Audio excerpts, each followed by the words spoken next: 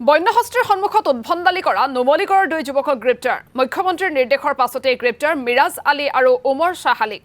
বন বিভাগ আৰু আৰক্ষীয়ে অভিযান চলাই গ্ৰেপ্তাৰ কৰে দুইজনকে ধৃত মিৰাজৰ ঘৰ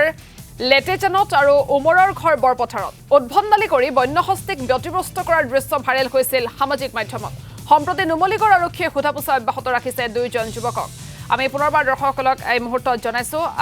নুমলীগড়ত শেহতীয়াকৈ নুমলীগড়ৰ এটা দৃশ্য ভাইৰেল হৈছিল বন্যহস্তীৰ সন্মুখত উদ্ভণ্ডালি কৰিছিল দুজন যুৱকে আৰু তাৰ পাছতেই সামাজিক মাধ্যমত যথেষ্ট প্ৰতিক্ৰিয়াৰ সৃষ্টি হৈছিল মুখ্যমন্ত্ৰীয়ে শেহতীয়াকৈ নিৰ্দেশ দিয়া আৰু মুখ্যমন্ত্ৰীৰ নিৰ্দেশৰ পাছতে গ্ৰেপ্তাৰ কৰা হৈছে সেই উদ্ভণ্ডালি কৰা দুজন যুৱক মিৰাজ আলী আৰু উমৰ শ্বাহ আলীক বন বিভাগ আৰু আৰক্ষীয়ে অভিযান চলাই গ্ৰেপ্তাৰ কৰিছে দুইজন যুৱকক ধৃত মিৰাজৰ ঘৰ লেটেজানত আৰু উমৰৰ ঘৰ বৰপথাৰত বুলি জানিব পৰা গৈছে উদ্ভণ্ডালি কৰি বন্যহস্তীক ব্যতিব্যস্ত কৰিছিল এই দুইজন যুৱকে আৰু তাৰ পাছতে সামাজিক মাধ্যমত ভাইৰেল হৈ পৰিছিল সেই বিশেষ দৃশ্য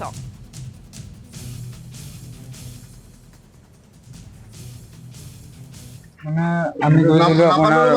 হাতী চাবলৈ গৈছিলো বাট তেনেকা জোকোৱা নাই আৰু তেনেকা মানে পিছফালৰ পৰা কিছুমানে ভিডিঅ' কৰিলে মানে আমাৰ পৰা ভুল হৈ গ'ল মানে ক্ষমা বিচাৰিছো তোৰ নামটো কি উমৰ হা উমৰ ঘৰ বৰপথাৰ দুটা একেলগে